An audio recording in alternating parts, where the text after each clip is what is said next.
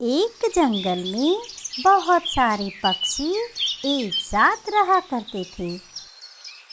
वहीं टूनी चिड़िया, गौरी कौवी, मिठी तोती और रानी चिड़िया चारों सहेलियां एक ही जगह पर अपना अपना घर बनाकर रहा करती थीं। इन चारों सहेलियों में से रानी चिड़िया को अपनी सुंदरता पर बहुत अभिमान था। वो अपने लाल रंग के पंखों को हमेशा संवारा करती थी। होली का त्योहार नजदीक आ गया था। वो सभी होली के रंगों और पिचकारियों को खरीदने के लिए दुकान पर जाने की बातें करती हैं। चलो साथियों, हम सभी कालू कौवे की दुकान से रंग और पिचकारी लेने चलते हैं। लेकिन कालू कौवा तो केमिकल वाले रंग बेचता है। पिछली बार याद है ना, जंगल के सभी पक्षियों के पंखों का क्या हाल हुआ था। लेकिन इस पूरे जंगल में सिर्फ कालू कौवे की ही तो दुकान है। कोई और दुकान होती तो बहुत अच्छा रहता। हाँ, तुमने सही कहा। तब जाकर हेकड़ी निकल जाती इस बेईमान कालू कौवे की। दोस्तों, मैं एक ऐसे पक्षी को जानती हूँ जो फूलों से रंगों को तैयार करता है। उसके सारे रंग सिर्फ और सिर्फ फूलों से बने होते हैं। मैंने खुद देखा है, लेकिन वो बहुत दूर दूसरे जंगल रहता है। अरे वाह, ये तो बहुत अच्छी बात है। चलो फिर हम उसी के पास चलते हैं रंग खरीदने और जंगल के सभी पक्षियों को उसके बारे में बता देते हैं। तभी रानी चिड़िया वहाँ आ जाती है। अरे, कहाँ जाने की तैयारी है, मुझे भी तो बताओ। अरे, बहुत अच्छा हुआ रानी चिड़िया जो तुम आ गई। होली का त्योहार आ गया है ना, तो हम सभी रंग खरीदने जा रहे हैं। तुम भी साथ चलो। क्या होली के रंग? ना बाबा ना, कहीं होली के रंगों से मेरे सुंदर पंख खराब हो गए तो? नहीं रानी चिड़िया, हम फूलों से बने हुए रंगों को खरीदने जा रहे हैं। टूनी चिड़िया ने देखा है कि वो पक्षी फूलों से रंगों को बनाता है। वो रंग हमें कोई नुकसान नहीं पहुंचाएंगे। नहीं, मैं अपने सुंदर पंखों पर कोई भी रंग पड़ने नहीं दूंगी, फिर वो चाहे फूलों का ही क्यों ना हो। मुझे ये होली का त्योहार बिल्कुल भी पसंद नहीं है। वैसे भी इतनी धूप में मैं नहीं जाऊंगी, मेरा चेहरा झुलस जाएगा। अरे रानी चिड़िया, केमिकल वाले रंगों से पंख खराब होते हैं, लेकिन फूलों वाले रंगों से त्वचा और भी सुंदर हो जाती है। फिर भी नहीं टूनी चिड़िया, मैं होली वाले दिन अपनी दूर की मौसी के घर जा रही हूँ। क्यों रानी चिड़िया, क्या तुम्हारी मौसी जंगल से परे हैं? होली तो तुम्हारी मौसी के यहाँ भी खेली जाती होगी ना? नहीं, मेरी मौसी को रंगों से एलर्जी है, इसीलिए वो भी होली नहीं खेलती। और ये जो मेकअप तुम रोज अपने चेहरे पर थोपती हो, क्या वो तुम्हें नुकसान नहीं पहुंचाते? ये तो सबसे ज्यादा नुकसान करते हैं। कोई बात नहीं, उसे होली नहीं खेलनी तो तुम क्यों उसे परेशान कर रही हो? चलो हम सभी चलते हैं। वो सभी रंग खरीदने चले जाते हैं। टूनी चिड़िया उन्हें उस पक्षी के घर ले जाती है जो फूलों से रंगों को बनाता है। कोई है? क्या कोई है इस घर में? कौन कौन है? क्या बात है बेटी? बाबा, हम आपसे रंग खरीदने आए हैं। आप अपने रंगों को फूलों से तैयार करते हैं। बाजार वाले रंगों से सभी पक्षियों को एलर्जी हो जाती है, इसीलिए हम दूसरे जंगल से आए हैं आपसे रंग खरीदने।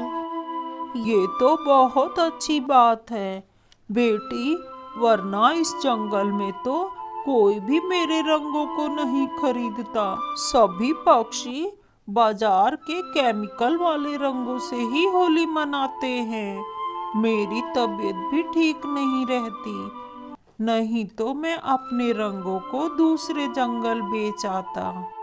ये तो बड़े ही दुख की बात है। बाबा, फिर आपका घर खर्च कैसे चलता होगा? क्या बताऊं बेटी, मैं और मेरी पत्नी अपने खेतों में बड़ी ही मेहनत करके फूलों की खेती किया करते हैं। उन्हें बेचकर हमारा गुजारा हो जाता है और हर होली पर मैं उन फूलों से रंग बनाता हूँ। लेकिन अफसोस, किसी को मेरे रंगों की कोई कद्र नहीं है। मैं बूढ़ा पक्षी ज्यादा उड़ नहीं पाता और मेरी पत्नी की भी तबीयत ठीक नहीं रहती। पता नहीं अब हमारा क्या होगा। बाबा, क्या आप ये सारे रंग मुझे दे सकते हैं? मैं ये सारे रंग अपने जंगल ले जाऊंगी और बेचकर जितने भी पैसे मिलेंगे वो मैं आपको लाकर दे दूंगी। क्या सच में बेटी, तुम हमारे लिए इतनी तकलीफ उठाओगी? तकलीफ कैसी बाबा? अगर मैं आपकी थोड़ी मदद कर पाऊँ तो मुझे बहुत अच्छा लगेगा। हाँ बाबा, और हम सब भी तो टूनी के साथ हैं। टूनी चिड़िया, अच्छे काम में हम भी तुम्हारा साथ देंगे। ये लो बेटी, ये सारे रंगों को तुम ले जाओ और ये कुछ टेसू के फूल भी ले जाओ। अगर बाजार वाले रंगों से किसी भी पक्षी को एलर्जी हो जाएगी तो इन फूलों से वो ठीक हो जाएगा। वो तीनों उन रंगों और फूलों को लेकर अपनी जंगल आ जाती हैं और रंगों की एक छोटी सी दुकान खोल लेती हैं। आइए आइए, फूलों से बने हुए रंगों को ले जाइए। ये आपके पंखों को जरा भी नुकसान नहीं पहुंचाएंगे। केमिकल वाले रंगों से बचिए। आइए आइए, फूलों से बने हुए रंगों को ले जाइए और होली की खुशियां मनाइए। थोड़ी ही देर में टूनी चिड़िया की दुकान पर ग्राहकों की भीड़ लग जाती है और देखते ही देखते उसके सारे रंग बिक जाते हैं। फिर वो तीनों सारे पैसे लेकर उन बूढ़े पक्षी को दे आती हैं। अगले दिन होली थी। सभी पक्षियों ने फूलों के रंगों से खूब होली खेली। किसी को कोई नुकसान नहीं हुआ। रानी चिड़िया अपनी मौसी के घर जा रही थी, लेकिन रास्ते में उस पर किसी पक्षी ने बाजार का केमिकल वाला रंग डाल दिया। उसके पंखों में बहुत जलन हो रही थी। वो वापस आ जाती है।